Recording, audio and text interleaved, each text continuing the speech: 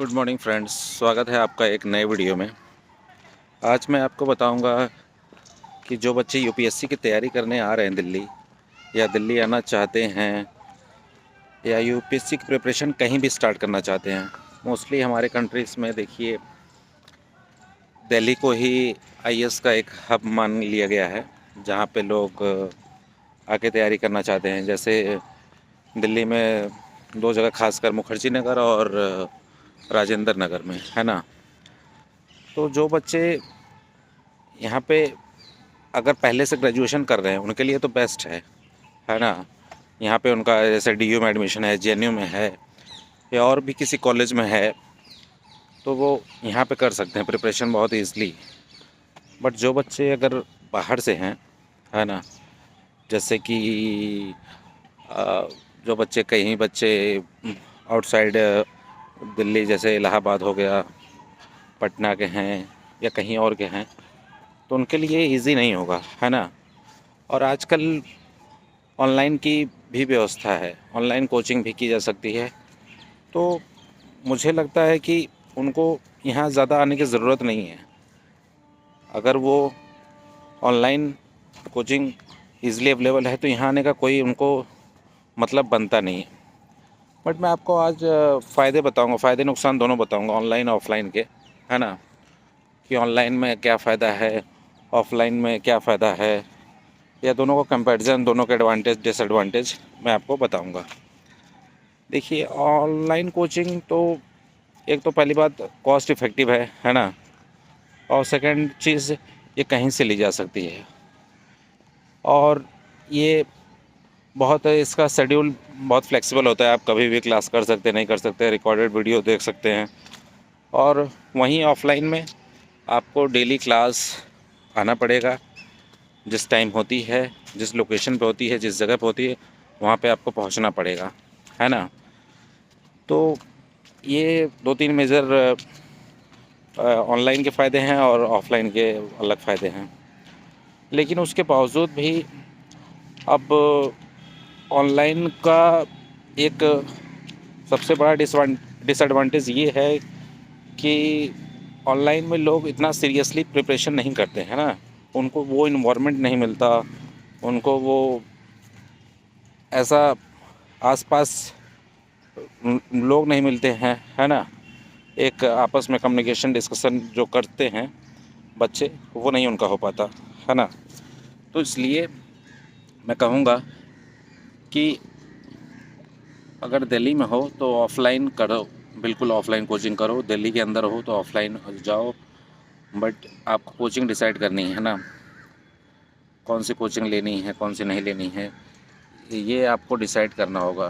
क्योंकि mostly coaching में आजकल हो क्या रहा है, जो टीचर्स हैं आप उनको देखते होंगे, कभी इस कोचिंग में जा रहे हैं कोई टीचर, कभी उस कोचिंग में जा रहा है ना। पहले टीचर था, स्टूडेंट सेंट्रिक हुआ करता था, स्टूडेंट सेंट्रिक अप्रोच रखता था कि स्टूडेंट के फ़ायदे के लिए, और टीचर का जिस सब्जेक्ट में इंटरेस्ट है उसके लिए पढ़ाता था, है ना। किसी एक कोचिंग में रुक के वहाँ पे काफ़ी पूरा सिलेबस ख़त्म करवाता था, साल दर साल रहता था। लेकिन अभी क्या है कि कोचिंग में एकदम प्रॉफिट बिजनेस हो गया है ना। प्रॉफिट ओरिएंटेड, जैसे कैपिटलिज्म होता है, उस तरह कर दिए हैं ये लोग, है ना।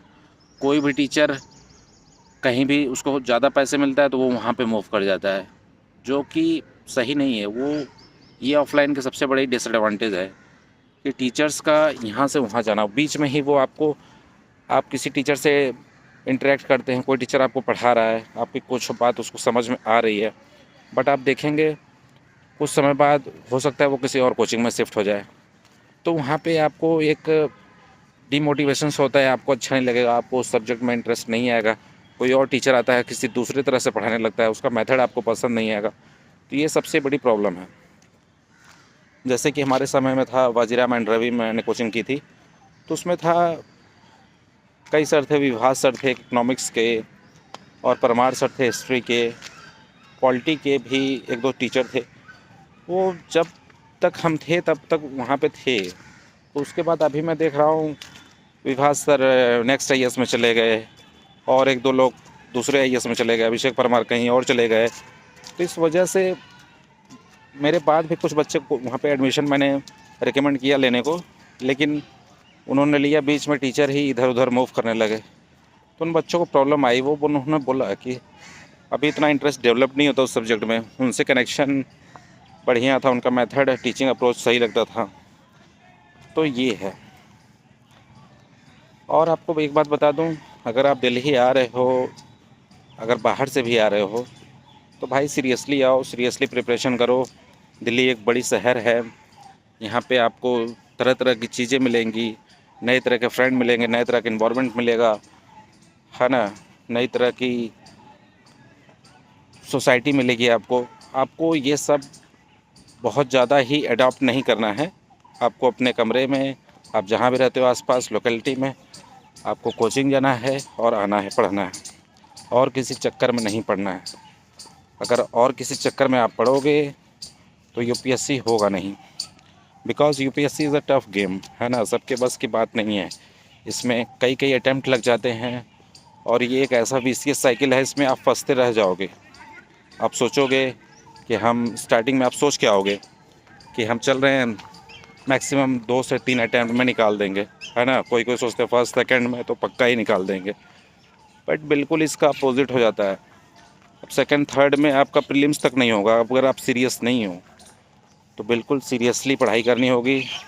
सिलेबस को एकदम हमें पॉइंट टू पॉइंट देखना होगा, सब्जेक्ट वाइज देखना होगा, उसके बाद हमें पढ़ाई स्टार्ट करनी होगी, है ना। और ऐसा नहीं है कि आप कर नहीं सकते हो, आप कर सकते हो, बिल्कुल कर सकते हो। कई बच्चे करते हैं, फर्स्ट सेकंड अटैम्प्ट में निकाल देते हैं, लेकिन मोस्टली के साथ यही है कि मोस्टली का नहीं होता। तो आप उस चीज़ को लेकर, ये फैक्ट है, उस चीज़ को लेकर बिल्कुल सीरियस रहो और अच्छे से पढ़ाई करो। क्योंकि आप यंग हो, जो भी बच्चे आते हैं 18, 19, 20, 17 इस ईयर के बच्चे आते हैं स्टार्टिंग इनिशियल फेज़ में तैयारी करने, उनके अंदर एनर्जी होती है, वो कर सकते हैं, उनके अंदर वो लर्निंग कैपेसिटी होती है। जैसे कोई भी नया बच्चा होता है, वो कुछ भी कर देता है, कुछ भी कर सकता है, वो दौड़ सकता है, तेज़ भाग सकता है, अच्छी कुकिंग स्किल हो सकती है, अच्छा चेस खेल सकता है, अच्छा क्रिकेटर बन सकता है। तो अच्छे आईएएस आप बन सकते हो, अच्छे एडमिनिस्ट्रेटर बन सकते हो, आप एग्ज़ाम क्वालिफाई कर सकते हो। बट शर्त ये है कि आपको उसके लिए मेहनत करनी होगी। अगर आप गलत दिशा में मेहनत किए और टाइम टू टाइम कोचिंग नहीं लिया, क्लास नहीं लिया, नोट्स नहीं बनाए, रिवाइज़ नहीं किया, तो आप फंस जाओगे, है ना। केवल कोचिंग करने से भी काम नहीं चलेगा, आपको खुद सेल्फ स्टडी करनी होगी, न्यूज़पेपर पढ़ना होगा, है ना। दोस्तों यारों में थोड़ी सी अच्छी बातें ही करनी होगी, ना कि किसी फालतू पॉलिटिकल डिबेट कर रहे हैं दिन भर बैठ के, तो वो चीज़ निगेटिवली इम्पेक्ट करेगी आपके बॉडी को, आपके माइंड को, आपके पीस को।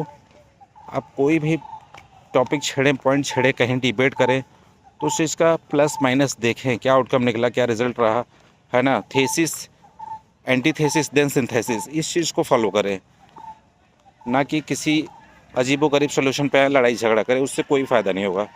और डिबेट जितना कम करें उतना बेटर है। क्वेश्चन ओरिएंटेड पढ़ें, न्यूज़पेपर पढ़ें कि हमारे टॉपिक में, हमारे यूपीएससी सिलेबस में क्या है, उसको देखते हुए पढ़ें, उस चीज़ को लर्न करें। पीवाईक्यू देखें किस टाइप के आ रहे हैं, उस चीज़ को देख के उसके बाद हम किसी पॉइंट को उठाएं, पढ़ें। और भाई लड़कीबाजी और ये सब पे बिल्कुल ध्यान ना दें, है ना। जो मूवीज़ में कहते हैं कि अरे विक्रांत मैसी की मूवी थी, एक मनोज शर्मा कोई आईएएस थे, आईपीएस थे, बन गए थे आईपीएस शायद, है ना। वो भाई बस मूवी में ही होता है, वो एक्चुअल में नहीं होता है। एक्चुअल में 1-2 लोग ही ऐसे होते हैं, है ना। 4-5 लाख लोगों में 1-2 लोग होते हैं। तो उसमें अपने आप को काउंट ना करें, उसमें अपने आप को काउंट ना करें, वैसा नहीं होता। बिल्कुल आप डिस्ट्रैक्ट हो जाएंगे, आपका कहीं नहीं होगा, आपको प्रॉब्लम होगी। तो इसलिए मेहनत से पढ़ाई करें, दिल्ली आ रहे, माता पिता का पैसा ना बर्बाद करें, सीरियस रहें और अपनी युवावस्था बर्बाद ना करें, क्योंकि ये दोबारा वापस नहीं आएगा।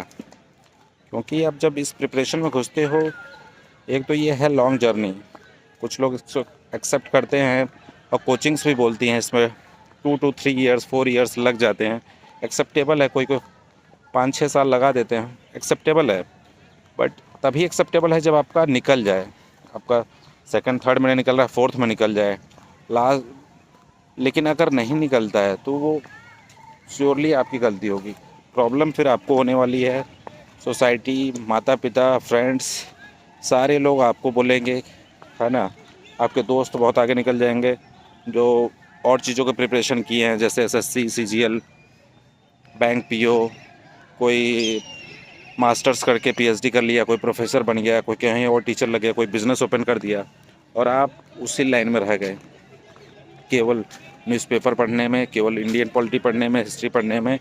और केवल इसलिए पढ़ा, आपको मज़ा आ रहा था, आपका इंटरेस्ट डेवलप हो रहा था, आप क्वेश्चन ओरिएंटेड पढ़ाई नहीं किया, आपने पीवाईक्यू सॉल्व नहीं किए, आपने मॉक नहीं दिए, तो आपको प्रॉब्लम होगी, है ना। तो इस वजह से अपना अप्रोच ठीक रखें, कैसे हमको पढ़ना है, क्या मॉक लगाना है क्या नहीं। ठीक है, थैंक यू।